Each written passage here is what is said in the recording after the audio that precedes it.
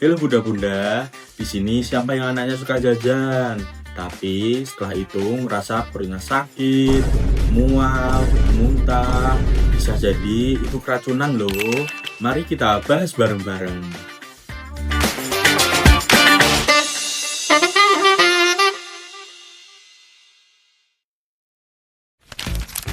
Oke, di sini kita sudah bersama Kak Melinda. Kak Melinda mau tanya dong, definisi keracunan makanan tuh kayak gimana sih? Oke, jadi untuk definisi keracunan makanan sendiri itu di mana ketika seseorang mengalami gangguan kesehatan diakibatkan oleh seseorang itu memakan makanan atau minuman yang sudah terkontaminasi oleh mikroorganisme patogen. Itu contohnya ada bakteri, virus, parasit, dan juga apabila racun itu menghasilkan sendirinya. Nah, untuk gejalanya itu bisa muncul setelah beberapa jam atau mungkin 1-2 hari setelah itu. Oke bunda, tadi kan udah tahu tentang definisi keracunan makanan itu apa.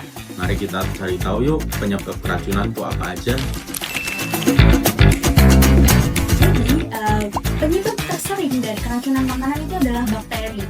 Nah, ada 2 mekanisme di mana bakteri itu bisa menyebabkan keracunan pada makanan. Yang pertama adalah intoksikasi, dan yang kedua adalah infeksi pada patogen bakteri. Nah, kita bahas yang intoksikasi terlebih dahulu ya. Intoksikasi dari namanya aja toksin adalah racun.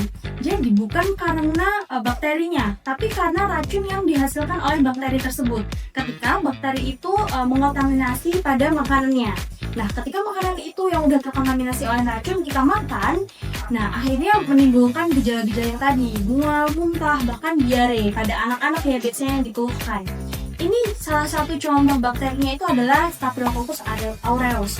Nah, lanjut yang kedua itu infeksi pada patogen bakteri. Kalau yang ini dia memang karena bakterinya sendiri. Jadi kita makan makanan yang udah terkontaminasi oleh bakteri jahat. Nah, ketika kita makan barulah kita mengalami keluhan gitu. Baru anak-anak ini mengalami keluhan demam, mual, muntah, atau yang lain, bahkan sampai diare juga ya kadang. Tapi juga ada toksin alami yang menyebabkan keracunan makanan ini. Itu ada ikan yang tinggi histaminnya gitu. Lalu ada juga jamur yang beracun gitu. Itu juga bisa. Seperti itu. Oke, menarik sekali ya bun. Kak Sidki, gimana sih perbedaannya antara anak yang lagi kena keracunan makanan dengan anak yang lagi kena masuk angin biasa? Soalnya kata orang-orang itu gejalanya hampir sama. Ya, anak diare itu beda ya dengan masuk angin. Anak diare itu biasanya gejalanya itu nyeri perut ya, nyeri perut, terus mual, muntah, bahkan bisa demam. Dan pada beberapa kasus anak itu mengalami dehidrasi.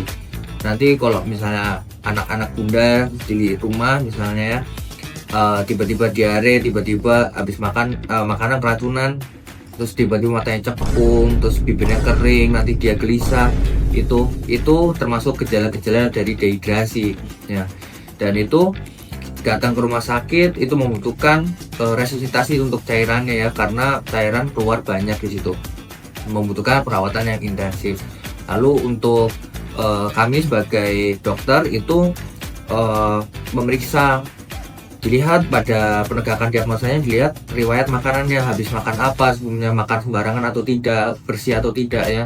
Setelah itu kami melihat gejala klinisnya apakah matanya cekung, apakah bibirnya kering atau pucat dan sebagainya.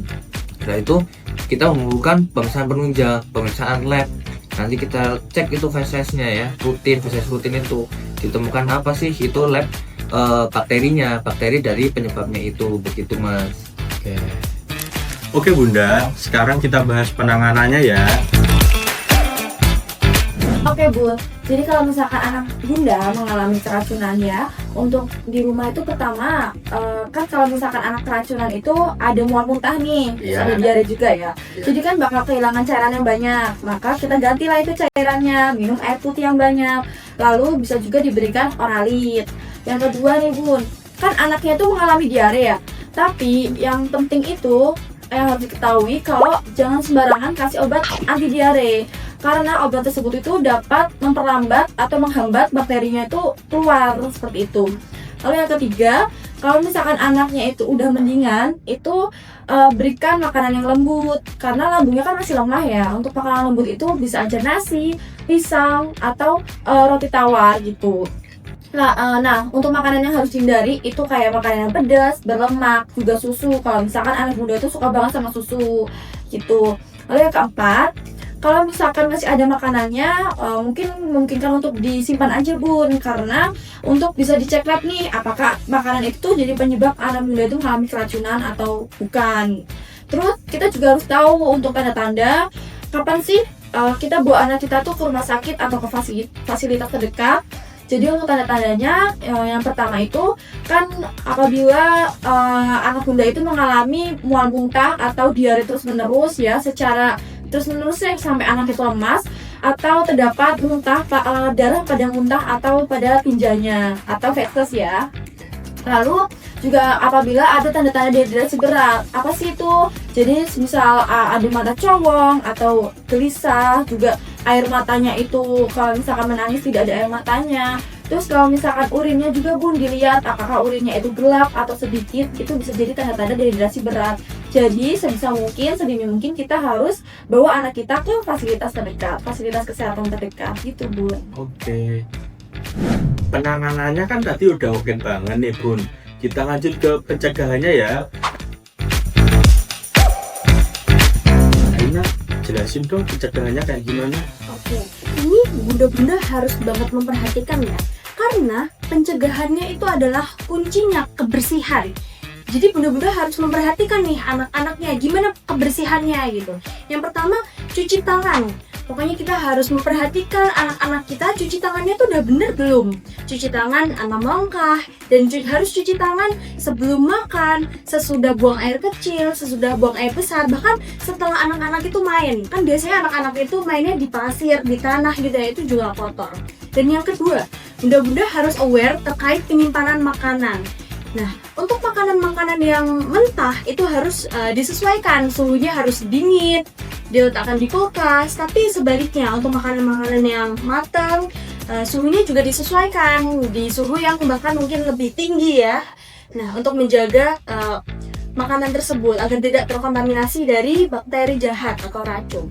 Selanjutnya juga jangan biarin anak itu jajan sembarangan. Ini jajan-jajanan yang di luar itu juga bisa menyebabkan anak tuh keracunan, karena kadang kan kita nggak tahu ya jajan-jajan di luar itu higienis atau enggak gitu.